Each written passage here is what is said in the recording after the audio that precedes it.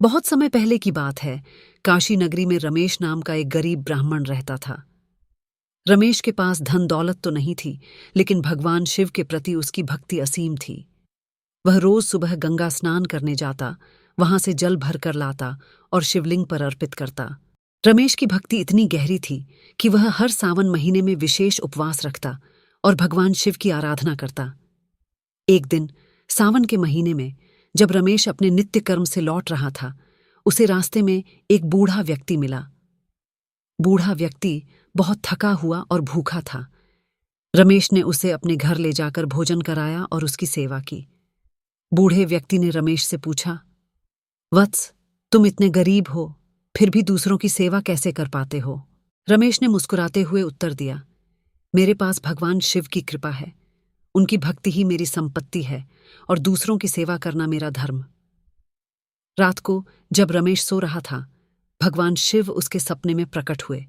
उन्होंने कहा, हे वत्स, तुम्हारी भक्ति से मैं अत्यंत प्रसन्न हूं। तुम जो चाहो मुझसे वरदान मांगो। रमेश ने विनम्रता से उत्तर दिया, हे भगवान, मुझे कोई वरदान नहीं चाहिए। बस आपकी कृपा बनी रहे और मेरा परिवार सुखी रहे। भगवान शिव ने उसकी विनम्रता और भक्ति से प्रभावित होकर कहा, तुम्हारी इच्छाएं पूर्ण होंगी। सावन के इस पवित्र महीने में तुम्हें कभी भी धन और सुख समृद्धि की कमी नहीं होगी।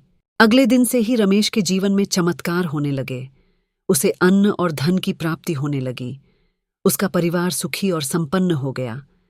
रमेश ने अपनी भक्ति को और अधिक गहराई से निभाना शुरू कर दिया और हर सावन में विशेष पूजा अर्चना करता रहा। इस प्रकार भगवान शिव ने रमेश को आशीर्वाद दिया और उसकी भक्ति का प्रतिफल उसे मिल गया। तब से सावन का महीना भगवान शिव की भक्ति और उनके आशीर्वाद का प्रतीक माना जाता है। इस पवित्र महीने में भक्तगण शिवलिंग पर जलाभिषेक करते हैं और भगवान शिव से सुख समृद्धि की कामना करते हैं। रमेश की कथा हमें सिखाती है कि सच्ची भक्ति और निस्वार्थ सेवा से भगवान अवश्य प्रसन्न होते हैं और अपने भक्तों को आशीर्वाद प्रदान करते हैं। सावन का महीना हमें भगवान शिव की भक्ति में लीन होने और उनके आशीर्वाद प्राप्त करने का सुनहरा अवसर प्रदान करता है। इसी प्रकार के वीडियो के लिए हमें सब्सक्राइब करें और ज़्यादा से ज़्यादा शिव भक्तों को शेयर करें। हर हर महादेव।